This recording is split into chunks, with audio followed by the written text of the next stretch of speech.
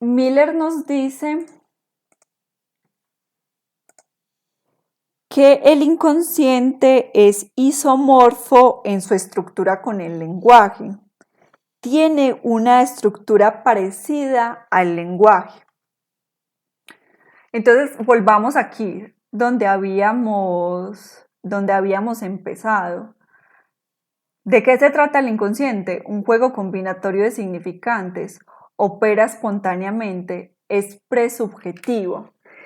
Si hacemos una analogía entre lo que nos ofrece la lingüística para pensar la estructura del lenguaje, tenemos el ejemplo entonces de que yo aquí a ustedes les estoy hablando adhiriéndome a una estructura lingüística propia del castellano para poder articular una palabra con otra e intentar transmitir una idea y un sentido a partir de ese encadenamiento pues de palabras, de sonidos, etc.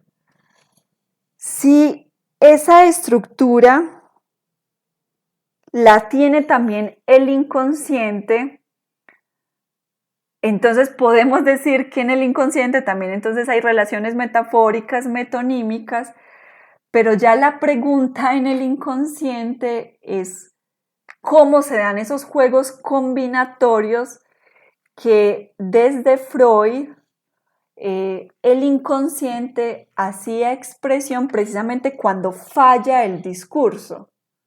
Entonces, si aquí emergiera en este momento de mi parte un lapsus, que entonces yo no estaría como actuando bien la estructura del castellano y apareciera un lapsus y dijese otra cosa,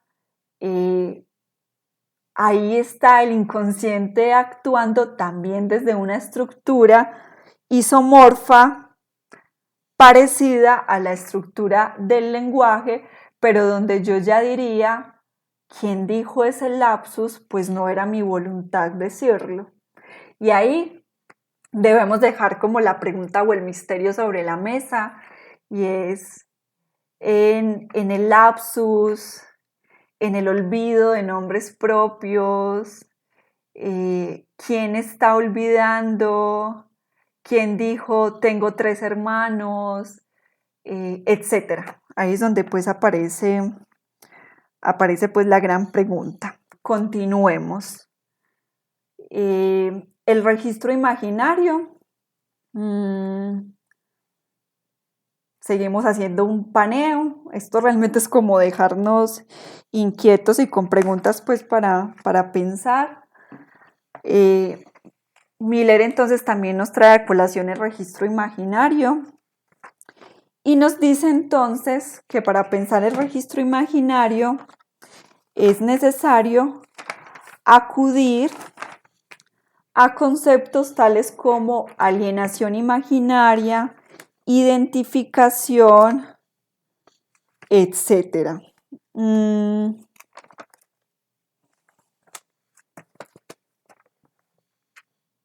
¿De dónde sale esta reflexión del registro imaginario?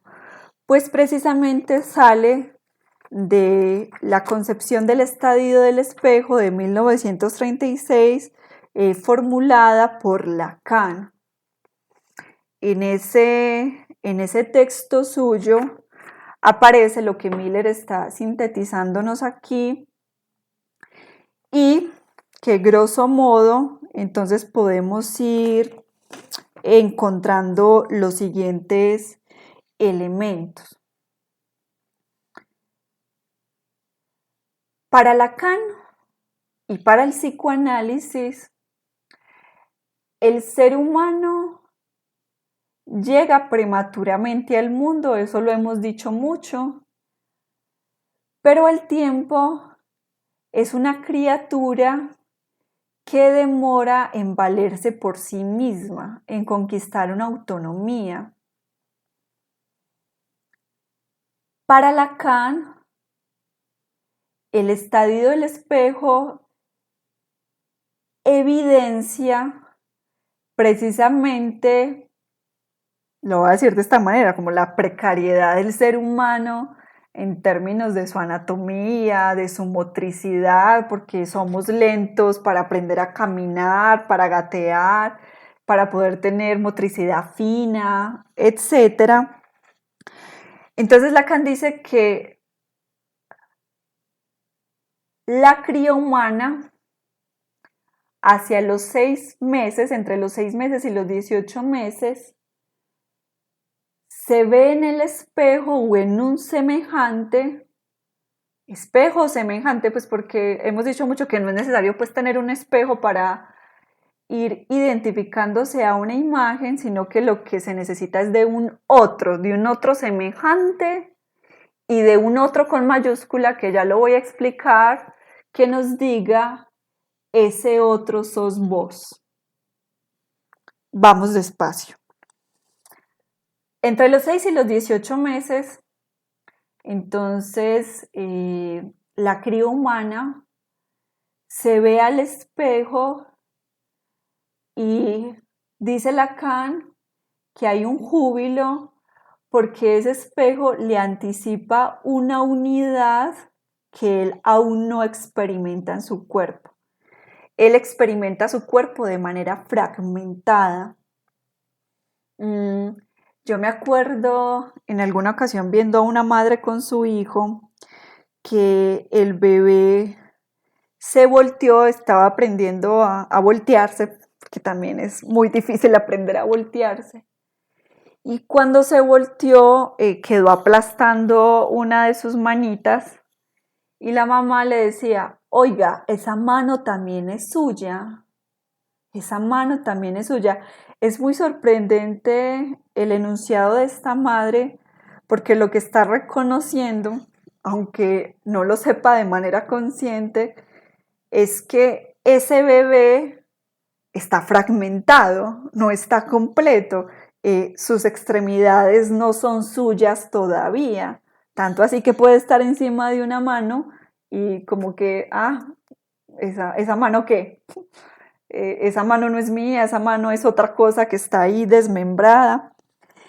Entonces Lacan nos dice que en ese mirar al espejo, esa imagen o a un otro semejante, nos posibilita anticipar una unidad que todavía no experimentamos corporalmente.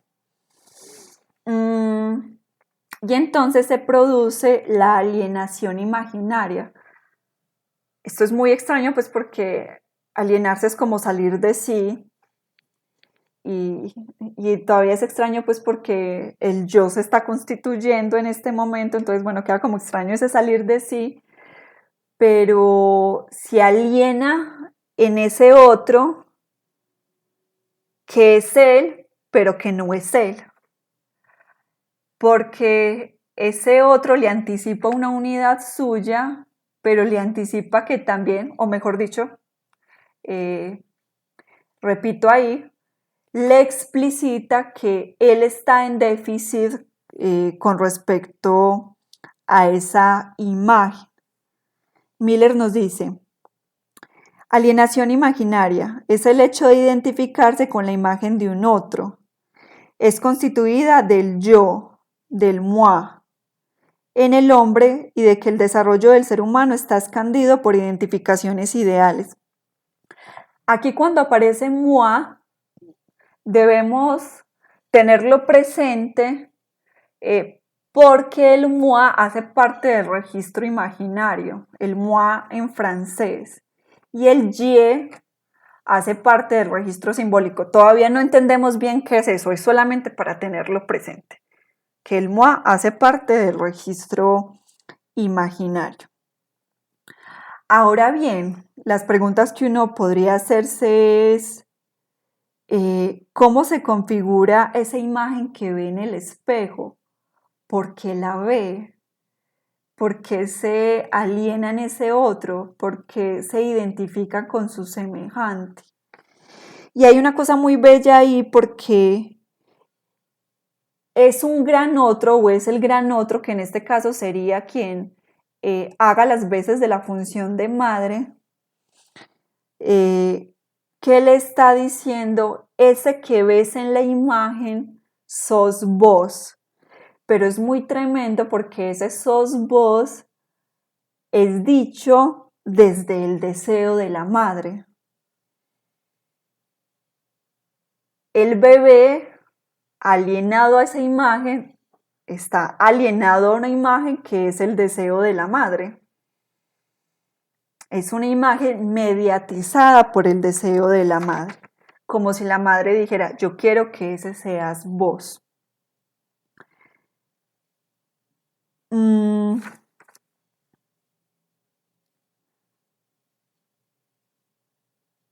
Les voy a leer este apartadito pues de Lacan que dice el estadio del espejo como una identificación en el sentido pleno que el análisis da a este término, la transformación producida en el sujeto cuando asume una imagen. Entonces, ¿qué efectos tendrá esa identificación en aquel que se está identificando con ella? Aquí para que lo vayamos también teniendo presente. Aunque eso lo vamos a ver más adelante. Aquí nos están poniendo un yo, un moi, del lado de lo imaginario. Vamos teniéndolo presente. Porque más adelante nos van a decir que el sujeto está del lado de lo simbólico y eso es algo que tendremos que bregar a analizar. Para concluir entonces, tenemos que de este registro imaginario, Jacqueline Miller nos lleva a la reflexión sobre la relación mortífera para recordarnos que hay una agresividad ambivalente del ser humano con su semejante. A mí me sorprendió mucho volver a leer esto porque en esa identificación imaginaria, que es una identificación primordial, cuando se le dice a la cría humana, ese que ves en el espejo sos vos, o cuando se le dice a la cría humana, vos también sos tus semejantes,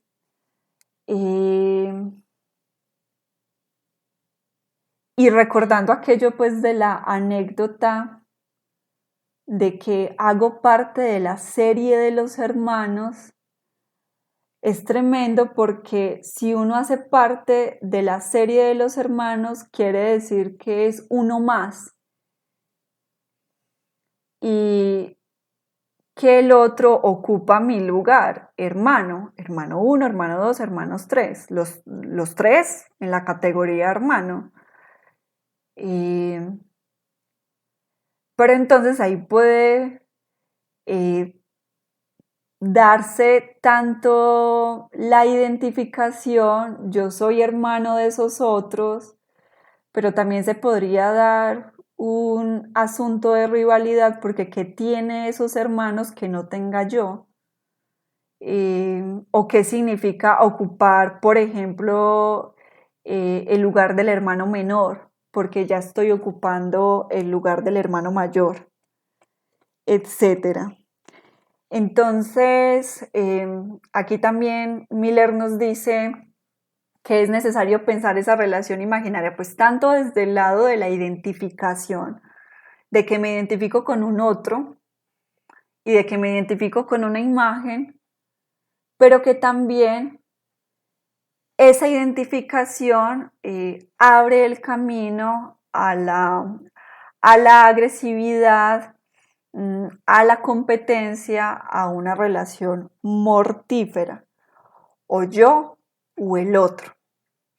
Y lo que nos va a decir pues aquí Lacan, la salida sería un desenlace identificatorio que significaría, no sé, ya no el horror de que el otro esté en mi lugar, sino qué significaría conquistar ese lugar y ya conquistarlo de manera singular, que es algo pues que me suscita esa reflexión sobre la necesidad de un desenlace identificatorio.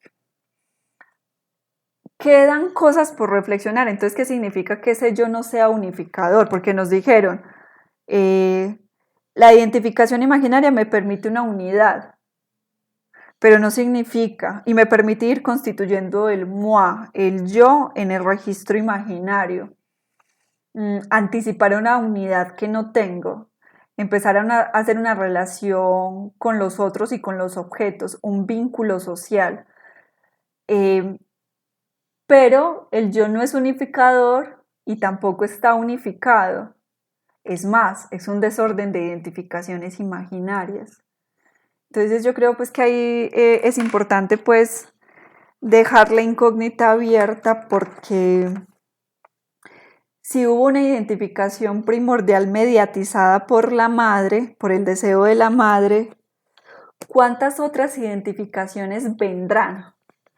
Eh, o cuántas otras imágenes vendrán como una oferta para que nos identifiquemos en ellas, que incluso pueden ser contradictorias y generar entonces ese desorden en las identificaciones imaginarias. Pero bueno, dejémoslo hasta ahí mm, y, y conversaremos entonces el sábado. Y sé que quedan muchas cosas pues en punta, pero espero que por lo menos esto nos permita reconocer lo complejo pues del análisis al cual nos estamos abocando, pero que promete mucho pues para poder pensar qué somos en tantos sujetos. Muchas gracias.